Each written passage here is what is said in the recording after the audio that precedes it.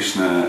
We're here this evening to both make an appeal and also to offer an opportunity to everybody who's listening. We're here in our temple in Dublin, in Middle Abbey Street, and our history in Dublin stretches back to the late 70s, really got going in the early 80s. And we've had many different homes around the city over that course of 30 odd years, 37 years probably now, 35, 37 years. And things have changed very dramatically really in how Dublin is and our relationship with it. I can remember in the early days, I can remember being asked questions like, because devotees in the Hare Krishna movement was so new and nobody knew anything about it, and when you would go out and you'd be dressed as a devotee, people would ask you, who are you, what are you, like that. And I can remember one time being asked in the early days when I told somebody that, oh, we're Hare Krishnas, and before I could get to explain what that was, I remember a person saying to me, oh yes, but are you a Catholic Hare Krishna or are you a Protestant Hare Krishna?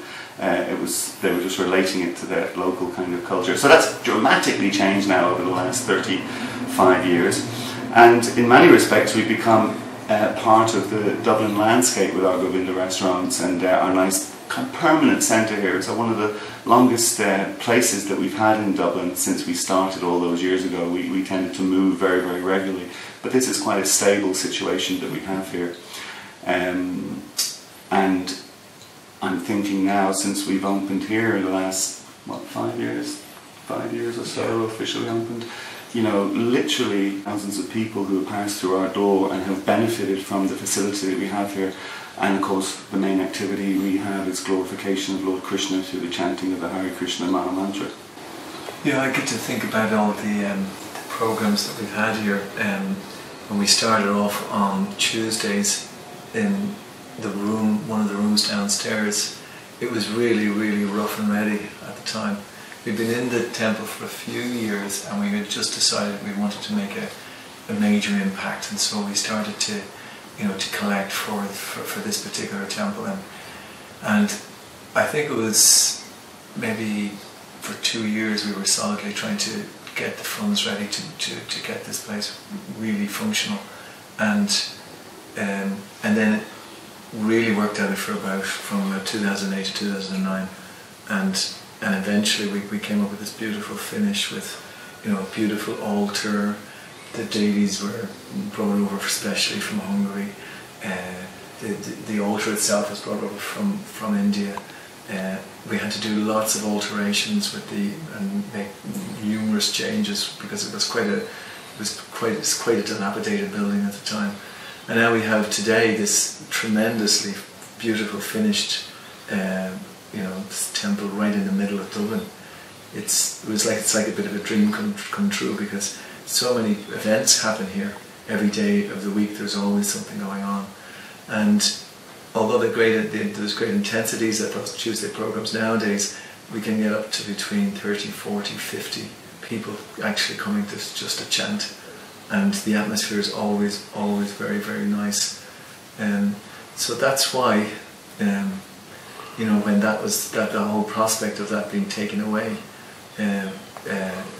happened recently, it was very disturbing, and I suppose you could say that the history of it was that initially, because we wanted our devotees to live here, the powers that be, they made a stipulation that we have to make a lot of alterations for living quarters.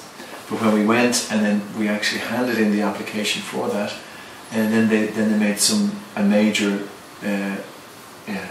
determination that we have to get this temple changed as well, seeing that there is such a lot of people coming here. So you could say our own success was the reason for this happening. So we started off the fund in the last couple of weeks, and it's been quite amazing that the response has been very strong now.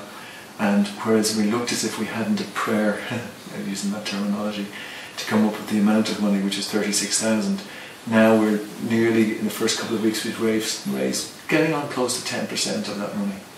So it may be that it is possible. I mean, anything's possible. Krishna's amazing. It said that if you make one step towards Krishna, you make 10 back towards you. So we've pretty much raised it 10%. So you know what I'm going to say next. Maybe Krishna has it in mind to actually that we will be able to keep this temple open without closing it, because as big an optimist as I am, I thought that we'd be given maybe 4 weeks to get this work done, and haven't got any money to do it. But we've 2 weeks gone, we've 10%, and the clock hasn't actually started ticking from the 4 weeks. So it might be 4 weeks just after Christmas. We don't know. Next week will tell. And then there's a good possibility then that we could come up with the rest of this fund, and we won't have to close the temple at all. But even if we do have to close the temple for a short amount of time, if people can give generously now, that time will be shortened dramatically. Because I know the stipulation, the law is in there that if you have a building which is higher than 7 meters, in other words, if you have a public meeting place higher than 7 meters, 5 meters from the ground floor, then there's a whole new set of rules come in as regards fire safety. And this is where we are now with this £36,000 expensive sprinkler system. But believe me, that is the least expensive way in which we can actually get this building up to date and up to the specification. Yeah, so as I said at the beginning, it's like an appeal. We need help, of course, as Manu says, that the irony is that because so many people are coming and it is a public place and more people are coming. So because of that, they have all their stipulations, and one of their stipulations is that if you are 5 meters above ground level, you have to insert a sprinkler system. And of course, I don't know how many of you listening will have had any experience with sprinkler systems. I certainly have no experience with them.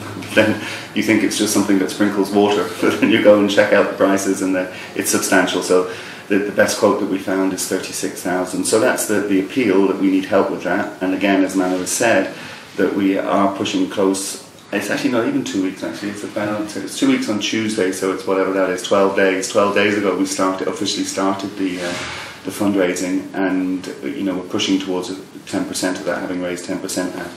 And we really, I'm sure it's the same for everyone listening, really want to avoid having to close the temple, but of course ultimately they will give us a final deadline, and that will come soon. And then if we haven't completed the work by that time, then they would enforce that closure. We're obviously really trying to avoid that.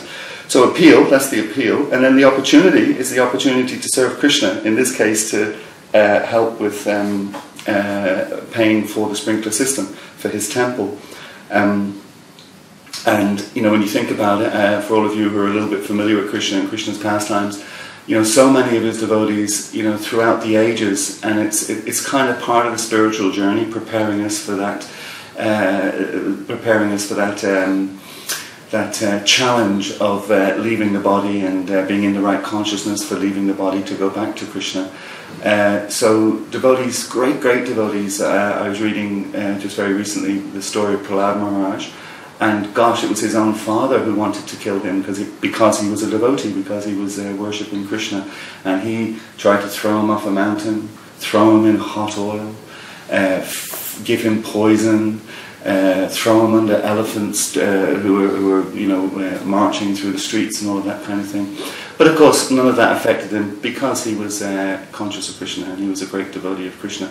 So our challenge is a very minor challenge in comparison. We just need to get this sprinkler system in. But it's a great opportunity for us all to come together, and a great opportunity for us all to serve together. So whatever you can give to raise that 10% to 15% to 20% to 25%, then we'll get to a tipping point, where we'll reach maybe 60-65% of it, and then we can engage the company confident that we'll be able to raise the balance. And as Manu says, the sooner we can start that, the sooner we can get moving on that, the less possibility there will be that our doors will have to close. The Panchatattva have agreed to appear in Dublin like this, because they're absolutely stunning. I mean, they're stunningly beautiful, and this is the age of, quarrel and hypocrisy, but yet this is the time when Lord Chaitanya has appeared, and he's appeared right smack bang in the middle of Dublin. And I think if you just walk between here and O'Connell Street, it's only about 50 metres, and then walk down to O'Connell Bridge, it's a pretty heavy scene actually, but still, this is like a refuge, you know, for so many people. Also, a lot of people I know who've come to Ireland from East Europe, from South America, from India. So many of them find that there's a family atmosphere here for them to actually take shelter in. Because I mean, I've known when I was younger, I went and lived in another country, and it's a little austere. You know, it's difficult. You don't know the language that well, and you don't know the people that well. But this is like one of Lord Chaitanya's embassies, one of ISKCON's embassies, which is open, you know, nearly all the time for people to come and take refuge. So this is again is the great bequest of Srila Prabhupada, that he is constantly taking care of the living entities, of ourselves in this scenario. And so this temple is like it's synonymous with Srila Prabhupada's mercy.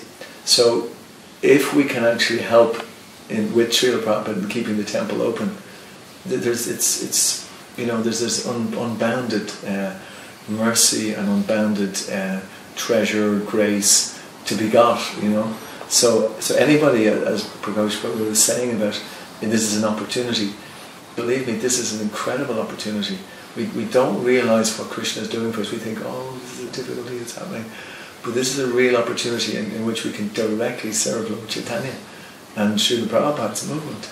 And it's a fantastic opportunity for us to make spiritual advancement. And it's about 7 o'clock on Saturday the 13th of December. So Christmas shopping is in full swing. I haven't done any myself yet, but it's in full swing. And it's interesting, we're right in Abbey Street, literally, we're literally 50 metres from O'Connell Street. And as you can hear us speaking, but you can hear nothing else. It's just this space, what we call a sacred space, our temple room, and to use the word that Manu uses, is like a refuge for people to come from the hectic hustle and bustle of the city, just to come in, and for you to be able to, how would you say, relax your mind, transcend your mind, by entering the spiritual atmosphere, chanting Hare Krishna, talking about Krishna, etc.